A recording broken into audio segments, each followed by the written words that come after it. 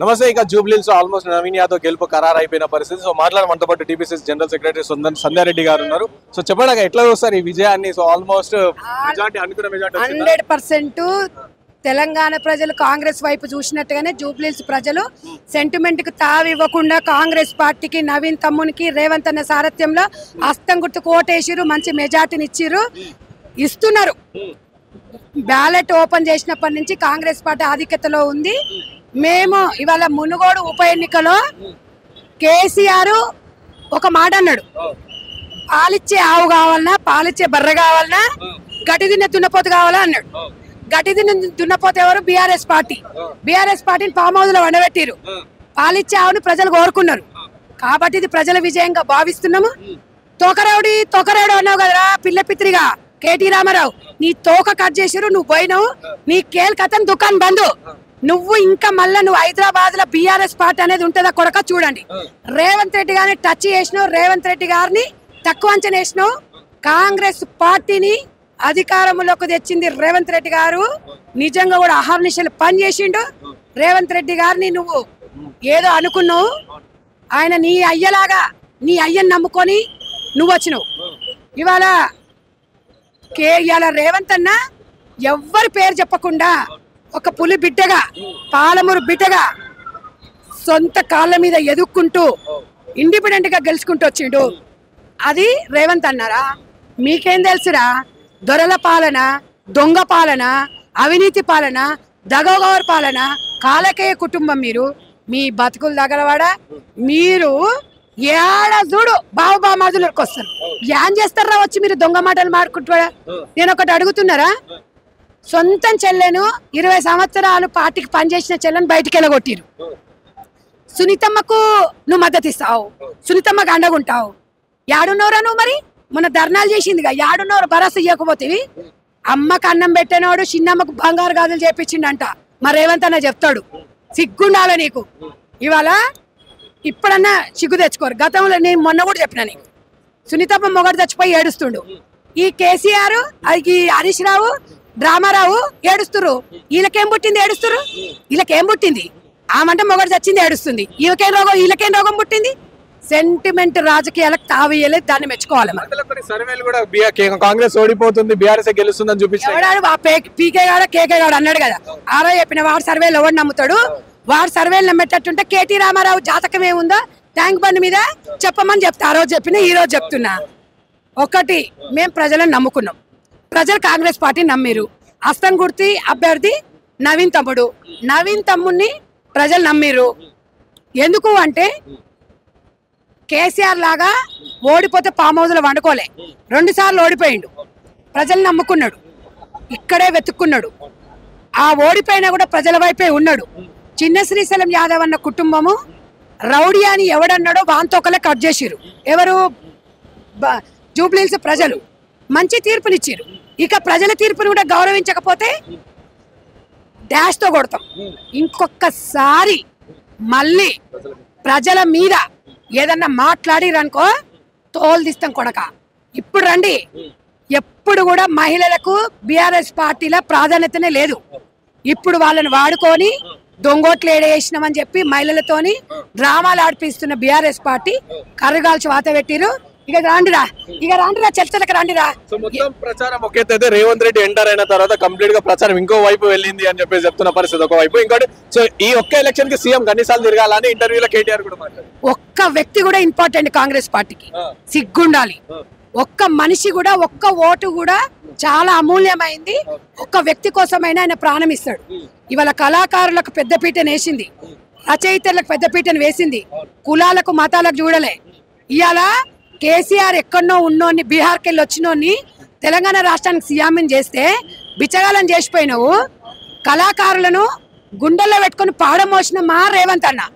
నీకు మా రేవంత్ అన్నకు, కేసీఆర్ కి రేవంత్ అన్నకు నక్కకు నాగలోక అనుకున్న తేడా. విద్యార్థులకు స్కిల్ డెవలప్మెంట్ తోని వాళ్ళకి మంచి మంచి ప్రోగ్రామ్స్ పెడుతున్నారు. ఇవాళ రామారావు ఇంకొకసారి రేవంత్ అన్న గురించి అన్నవనుకో నీ తోక కట్ చేసిరు. ఇంకేం కట్ చేయాలో నాకు అర్థం కావట్లేదు. ఒకడే చెప్తున్నా, ఇంకొకసారి మాట్లాడేటప్పుడు ఒళ్ళు దగ్గర పెట్టుకో. ఇప్పుడు ప్రచారం విషయానికి వస్తే రేవంత్ రెడ్డి గారు వచ్చిన తర్వాత ఊపు ఇంకా గట్టిగా అయిపోయింది అని చెప్పేసి కూడా అంటా ఉన్నా సోషల్ మీడియా. సో మీరేమంటారు? డెఫినెట్ గా రేవంత్ అన్న 18 గంటలు పనిచేస్తుండు.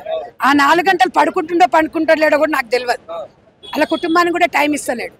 ఒక సీఎం గా తన బాధ్యత తను నిర్వహిస్తూ మంత్రివర్గాన్ని కూడా అలర్ట్ చేస్తున్నాడు. చాలా చక్కగా పనిచేసారు. పొంగులేటి గారు కానివ్వండి, కోమటిరెడ్డి గారు కానివ్వండి, బట్టి అన్న గారు, పొన్నమన్న కానివ్వండి, తుమ్మన్న, ఇంకా అందరూ మంత్రులు కూడా, ఎమ్మెల్యేలు బీర్లైల్ అన్న కానీ, చామల కిరణ్ అన్న కానీ, చైర్మన్లను వీళ్ళందరూ కూడా వచ్చిండ్రు. వీరేశం అన్న కానీ, మాలాంటి వాళ్ళను ఇప్పుడు సీతక్క భుజస్వందాల మీద వేసుకొని ఆమె చేయడం కానీ, కొండ సురేఖ గారు, అందరు కూడా, ఇవాళ మీనాక్షి అమ్మ కూడా, ఆమె కూడా ఒక యూసఫ్ గూడకి ప్రాతినిధ్యం వహిస్తూ ముందుకెళ్ళింది. ఇవాళ అందరం కూడా అహర్నిశలు పనిచేసినాం. కార్యకర్తలు అందరం వచ్చి పనిచేసినాం. పోల్ మేనేజ్మెంట్లో 100% సక్సెస్ అయ్యాము. ప్రజల వైపు ఉన్నాము. ప్రజల నాడిని తెలుసుకున్నాము. ప్రజలకు వివరించినాము. ప్రజల అభివృద్ధి పదం ఎలా నడిపిస్తో చూపించినాము. కేవలం 2 సంవత్సరాల అధికారంలో ఉన్నప్పుడే రైమత్ నగర్ డివిజన్లో 14,000 రేషన్ కార్డులు ఇచ్చిన ఘనత కాంగ్రెస్ పార్టీది. 8 సంవత్సరాలు ఉన్నా కూడా ఒక రేషన్ కార్డు రాలేదంట. కాంగ్రెస్ పార్టీ అందరికి సన్నబియ్యం ఇస్తుంది. ఈ సన్నబియ్యం అనేది నువ్వు కొద్దిసేపు అయినాక మధ్యాహ్నం అన్నం తినాల్సిందే, నైట్ అనేది తినాల్సిందే. విద్యకి ఎంత ప్రాధాన్యతను ఇస్తుండో, మనం తినే తిండికి ఉపాధి అవకాశాల కోసం పెద్దపీటనేస్తుండు రేవంత్ అన్న. రేవంత్ అన్న తినే అన్నం బలహీన వర్గాలలో కూడా తినాలి అని అనుకున్నాం. గతంలో బీఆర్ఎస్ పార్టీ నాయకుడు ఏం చెప్పిండు? నా మనవడి తినే అన్నం, నా మనవడి తినే స్కూల్లోనే మీ పిల్లలను చదివిస్తాడు. కర్మ సిద్ధాంతం ఏం చేసిరు? మీరు అన్న మాటలు తప్పిరు కాబట్టి, ఉద్యమకారుల ఉసురు ముట్టింది కాబట్టి పామదులో పండుకున్నాడు, బోర్ల పక్కన కథం కేల కథం దుకాన్ బంధు. బాబా మారుతులు 2 ఉన్నారు. 2 తోకలు కట్ చేసి ఇచ్చిర్రు. 6 ఫీట్లోడు 5 ఫీట్లు అయ్యిండు, 4 ఫీట్లోడు 3 ఫీట్లు అయ్యిండు. ఇంకేముంది ఇలా సకదనం? ఇంకెవడాడు ఉన్నోడిగా?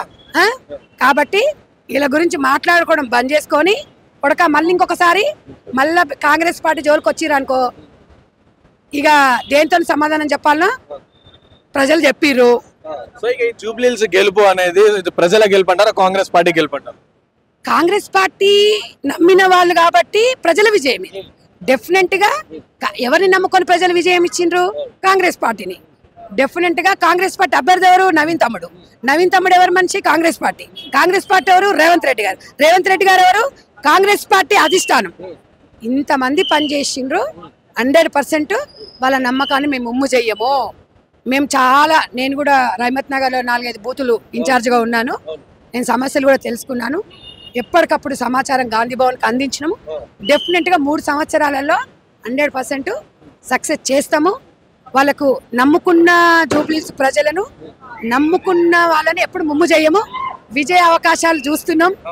ఆ రోజు చెప్పినా ఈ రోజు చెప్పినా డెఫినెట్గా జూబ్లీహిల్స్ అధికారంలో రాబోతున్నాం అనుకున్నాం.